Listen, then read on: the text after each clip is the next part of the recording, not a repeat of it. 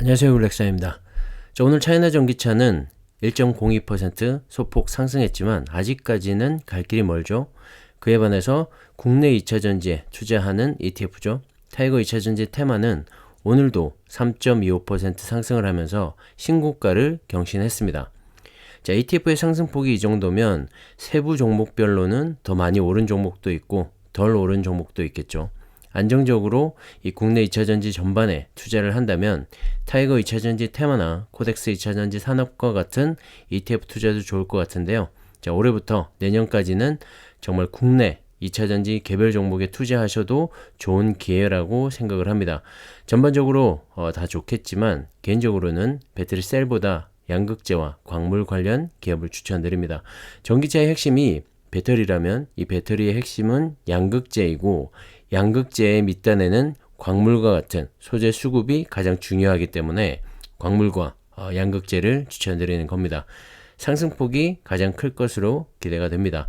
자, 관련해서는 따로 말씀을 드리기로 하고요. 저는 앞선 영상들에서도 그렇고 차이나 전기차에만 절대 몰빵 투자는 하지 마시라고 말씀을 드렸었죠. 자, 중국과 한국 양쪽 2차 전지에 나눠서 투자하시라고 추천을 드렸었고요. 지금은 여러가지 주변 상황들의 변화로 인해서 차전은 반등하기 힘든 구간인 것 같고 국내 2차 전지 쪽 비중은 확대해야 한다는 게 지금 시점에서의 제 생각입니다. 저는 정보 전달자적인 입장에서 말씀을 드리는 거기 때문에 항상 참고 정도만 하시고 제 영상은 절대적으로 참고만 하셔서 좋은 투자하셨으면 합니다. 자, 서론이 길었는데요. 타이거 차이나 전기차의 부진 이유와 최근에 급등을 보이고 있는 국내 2차전지 관련주들의 상승 배경에는 바로 이 미국의 IRA 법안이 있습니다. 현지 시간으로 30일, 우리나라 시간으로는 31일이 될 것 같은데요. 자, 전기차와 배터리 등 차세대 산업에 대한 인센티브 혜택을 규정한 인플레이션 감축법의 세부 지침이 발표가 됩니다. 지난해 말에 이미 백서 형태로 공개가 됐던 법안을 구체화시킨 시행령 발표라고 보시면 될 것 같은데요. 당시 발표된 초안에서는 이 전기차용 배터리 부품 중에서 50% 이상을 북미에서 제조를 하고 핵심 광물 관련해서 40% 이상 미국 또는 미국과 FTA를 체결한 국가에서 조달을 하면 3,750달러씩 최대 7,500달러의 세액공제 혜택을 준다는 게 골자였죠. 자, 이런 기준들은 점점 더 타이트해지는데, 자, 배터리 부품은 2029년까지 100% 북미에서 생산을 해야 하고 핵심 광물은 2027년까지 80% 이상을 북미에서 조달해야 합니다. 사실 이 법안의 취지는 바로 중국에 편향되어 있는 배터리와 배터리 관련 핵심 소재에 대한 탈중국이고요. 이를 통해서 미국 중심의 새로운 공급망을 재편하기 위한 밑그림인 것이죠. 자, 중국과 유럽 그리고 북미 시장인 이 전기차 3대 시장 중에서 두 번째로 큰 시장이라고 볼 수 있는 이 북미 지역에서 중국의 2차전지 관련 기업들은 IRA 법안을 통해서 철저하게 배제가 되는 겁니다. 시장의 확장성을 잃어버리는 것이죠. 자, 차전의 주가가 현재 부진할 수밖에 없는 가장 큰 원인이고요. 반대로 그 빈자리를 국내 2차전지 기업들이 대부분 메우게 되면서 상대적인 수혜를 입을 수밖에 없는 것입니다. 왜냐하면 2차전지는 중국과 한국이 양분을 해서 과점을 하고 있기 때문인데요. 그만큼 이 한국의 2차전지 기술력이 대단하다는 겁니다. 자, 그리고 또 한 가지 주목해야 할 건 배터리 생산 세액 공제인 AMPC 조항인데요. 국내 배터리 3사의 실적과 성장성에 상당히 중요한 역할을 하기 때문이죠. AMPC는 미국 내 생산 규모에 따라 제공하는 인센티브 제도인데요. 배터리 셀과 모듈의 킬로와트 시당 각각 35달러와 10달러의 AMPC 혜택을 받게 되면 업체별로 수조 원 규모의 추가 실적 반영이 이루어질 수가 있게 됩니다.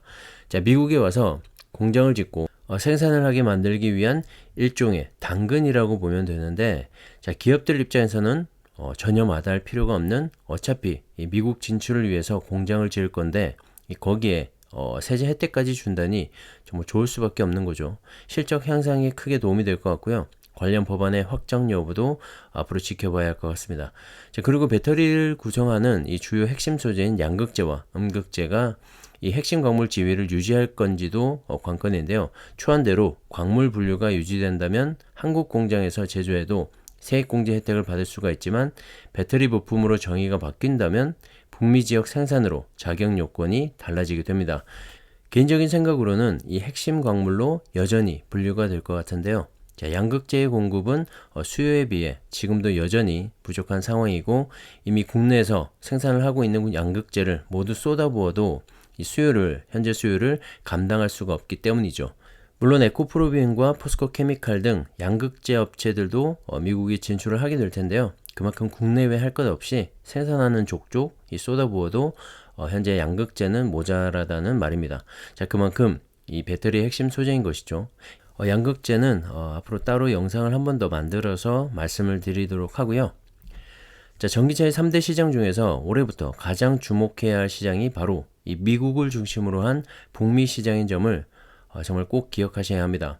지난해 중국은 26%의 전기차 침투율을 기록했고 유럽도 24%까지 올라섰는데요.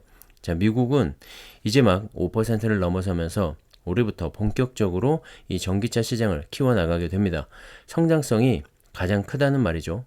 자, 그렇기 때문에 이 미국 시장에 진입을 하느냐 못하느냐가 2차전지 기업들에게는 상당히 중요한 전환점이 될 것 같고, 그런 관점에서 본다면 이번에 시행되는 IRA 법안으로 인해서 중국은 큰 시장 하나를 잃게 되는 것이죠. 자, 물론 2차전지 산업의 성장에는 변함이 없습니다. 다만 이 고객과 지역의 다변화가 중장기적인 투자 관점에서는 정말 중요하기 때문에 현재 차전을 비롯한 이 중국의 2차전지 관련 기업들은 타격을 받고 있는 거고요. 현재 상황으로선 반등하기 또한 쉽지만은 않아 보입니다. 자, 또 하나 걱정이 되는 건 바로 중국 정부인데요. 그동안 그렇게 2차전지를 전폭적으로 지원을 하면서 키워왔는데 최근에 그 기조가 조금씩 바뀌고 있다는 겁니다. 자, 얼마 전에 중국에서는 양회가 열렸었는데요. 거기에서 시에텔의 회장도 정치협상회의 위원으로 참석을 해서 의견을 냈다고 합니다. 지난 6년 동안 세계 배터리 시장 점유율 1위를 지켜온 것에 대해서 보고를 하면서 이 대외 의존도가 높은 핵심 전략 광물 확보를 위한 정부의 금융 지원을 요청했다고 하는데요. 하지만 이 보고를 다 들은 시 주석의 반응이 심상치가 않습니다. 시 주석은 신흥산업은 불꽃처럼 솟아오르는데 즐거움도 있지만 걱정도 있다면서 우리가 이 분야에서 선두권에 있다는 건 기쁜 일이지만 기세에 비해 실효성이 떨어지지 않을까 하는 우려가 있다고 말을 이어갔습니다. 그러면서 우르르 한꺼번에 달려들었다가 결국엔 뿔뿔이 흩어지지 않을까 걱정이다라고 말을 했고, 국제 경쟁에 참여할 때는 이 시장은 얼마나 큰지 어떤 위협이 있는지를 살피는 그런 종합적인 기획이 필요하다면서 안정적이고 신중하게 산업 발전이 이루어지도록 하고 산업 발전과 안보의 관계에 대해 종합적으로 살펴봐야 한다고 말을 했다고 합니다. 자, 시 주석 표현은 역시 현재 이 미국의 IRA와 유럽의 CRMA 법안에 대해서 우려를 하고 있는 것 같죠. 미국과 유럽의 견제를 예상하지 못하고 우후죽순격으로 생겨난 이 중국 내 2차전지 관련 업체들이 결국은 중국 시장 안에서만 과열 경쟁을 통해서 자멸하는 상황을 우려하고 있는 것 같습니다.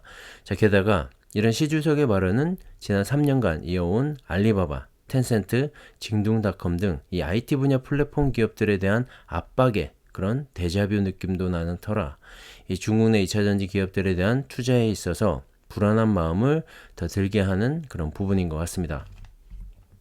자, 결국 중국 내수 시장을 벗어나지 못한 이 중국 기업들의 공급 과잉에 대한 우려감을 나타내고 있는 건데요. 자, 중국은 현재 2차전지 관련 업체가 33,200여 개에 이르고 작년 한 해 동안에만 940개가 새로 생겨났다고 합니다. 그리고 작년 2차전지 생산량은 2021년 대비 130%가 늘었는데요. 자, 올해부터 중국은 이 전기차 구매 보조금이 전면 폐지가 되면서 전기차 수요는 주춤하는 데 반해서 전기차의 생산량은 계속해서 늘고 있죠. 그렇기 때문에 조만간 공급 과잉에 직면할 수 있다는 문제도 있습니다. 자, 보시는 것처럼 중국의 전기차 판매 추이인데요. 2020년부터 시작을 해서 2021년과 2022년까지 정말 가파르게 성장을 했습니다. 현재 28%의 침투율을 그렇게 만들어 온 거죠. 하지만 앞으로의 확장 속도는 떨어질 수밖에 없다는 그런 국면에 처한 건 사실입니다. 수요가 줄어들고 있다는 말이겠죠. 자, 그런데 중국의 전기차 기업과 2차전지 기업들은 여태까지 대부분 이 중국 내수 시장의 성장을 바탕으로 함께 성장을 해왔습니다. 자, 보시는 것처럼 2022년 중국 내 배터리 시장 점유율인데요. CATL이 48.2%로 독보적인 1위를 차지하고 있고 2위에 BYD를 비롯해서 대부분이 중국 기업들입니다. 중국 내수 수요가 줄어들게 되면 누가 가장 큰 타격을 입게 될까요? 네, 바로 CATL을 비롯한 중국 2차 전지 관련 기업들이겠죠. 그렇다면 여기서 살아남으려면 어떻게 해야 할까요? 네, 바로 마진을 줄이더라도 가격을 낮춰서 점유율을 유지해야 하는 겁니다. 그래야 살아남을 수가 있겠죠. 치열한 가격 경쟁이 일어나게 될 겁니다. 전기차 시장에서는 이미 테슬라를 중심으로 가격 인하 정책이 시작이 됐죠. 쉽게 말해서 전기차 치킨 게임이 시작이 된 겁니다. 하지만 이 테슬라는 이미 17% 전후의 영업이익을 만들어내고 있기 때문에 가격 인하를 하더라도 크게 부담이 있지 않은 상황인데요. 자, 하지만 테슬라와 경쟁을 하고 있는 그런 BYD를 비롯한 여러 중국 내 전기차들 역시 치열한 이 가격 인하 경쟁에 참여할 수밖에 없습니다. 그를 통해서 없어지는 기업들도 나올 거라고 생각을 하는데요. 중국 전기차 산업에 타격을 받을 수밖에 없는 상황이죠. 자, 전기차의 가격 인하는 이 배터리의 가격 인하로까지 이어집니다. 앞서 말씀드린 대로 미국과 유럽 시장의 확장 실패가 내수 시장만으로 커왔던 이 CATL의 발목을 잡으면서 가격 인하를 선언했고요. 다른 경쟁 업체들도 마찬가지로 치열한 이 배터리 치킨 게임이 열리게 되겠죠. 특히 수요 감소에 따른 리튬 가격의 하락이 가장 큰 원인인데 LFP 배터리는 탄산 리튬을 사용을 합니다. 삼원계의 수산화 리튬과는 다르죠. 탄산 리튬의 수요가 줄어든다는 말이기도 하기 때문에 리튬 가격 하락으로 이어지면서 이 배터리 업체들의 마진도 줄어드는 것이죠. 앞으로는 이런 치열한 가격 경쟁을 통해서 살아남는 자만 살아남게 될 겁니다. 시진핑 주석이 우려한 것도 바로 이런 점이겠죠.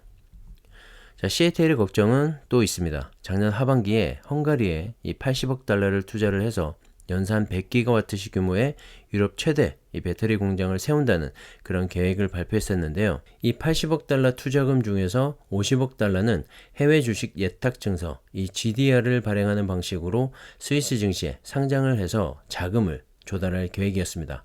원래는 올 1월 중국 정부의 승인을 얻고 5월쯤 상장을 할 계획이었는데 시 주석에 이 경고가 나온 뒤로 당국의 승인 일정이 무기한 연기가 되었다고 합니다. 사실상 이 유럽 진출이 보류 내지는 취소 위기에 놓이게 된 것이죠. 여러 가지로 악재가 겹치고 있는 건 틀림이 없어 보입니다. 그리고 우회적으로 미국 시장 진출을 모색했던 이 포드와의 합작 건인데요. 자, 포드에서 100% 지분을 가지고 공장을 건설을 하고 CATL은 기술력을 제공을 하면서 IRA 법안을 우회하려는 그런 방식이었는데 이것마저도 불확실해 보입니다. 미국 정보위원회 부위원장인 마르코 루비오 상원의원이 중국 기술 라이선스를 가진 전기차 배터리에 대한 이 보조금을 제한하는 내용의 법안을 발의했기 때문입니다. 한마디로 중국 기업의 미국 진출을 원천 봉쇄하겠다는 말처럼 들리고요. 어떻게 될지는 앞으로 좀 더 지켜봐야겠지만 이 역시도 악재임에는 틀림이 없는 상황이죠. 미국 IRA 시행령 발표를 앞두고 현재 명암이 엇갈리는 그런 상황입니다. 보다 확실한 건 30일 발표되는 결과를 봐야 하겠지만 이 국내 2차전지 관련 기업들의 수혜가 불보듯 뻔한 상황인 것 같습니다. 2차전지 산업에 있어서 또 한 번의 변곡점을 맞고 있다고 생각을 하고요. 어제도 말씀드렸다시피 2024년 상반기까지는 국내 2차전지 기업들의 가파른 급성장이 예상이 되는 만큼 참고하셔서 좋은 투자하셨으면 합니다. 자, 우리는 투자자의 한 사람으로서 의리를 위해 투자를 하진 않죠. 좀 더 나은 수익률을 위해, 좀 더 나은 미래와 내 삶을 위해서 투자를 한다고 생각을 하는데요. 자, 그런 관점에서 본다면 하나의 기업이나 종목에 올인하거나 무조건적인 사랑과 신뢰를 보내서는 안 된다고 생각을 합니다. 내 소중한 이 돈인 만큼 투자를 하면서도 항상 경계를 하고 살펴보고 변화에 맞게 대응해야 한다고 생각을 합니다. 이 투자라는 건 냉정한 머리로 하는 게 맞겠죠. 하지만 또 제 말이 전부 다 맞는 것도 아닐 겁니다. 또 앞으로 어떻게 상황이 바뀌게 될지도 모르죠. 각자의 생각과 견해가 다를 수도 있고 말이죠. 그렇기 때문에 제 영상은 그저 참고용으로만 생각하시고 봐주셨으면 합니다. 자, 오늘은 여기까지 하겠습니다. 감사합니다.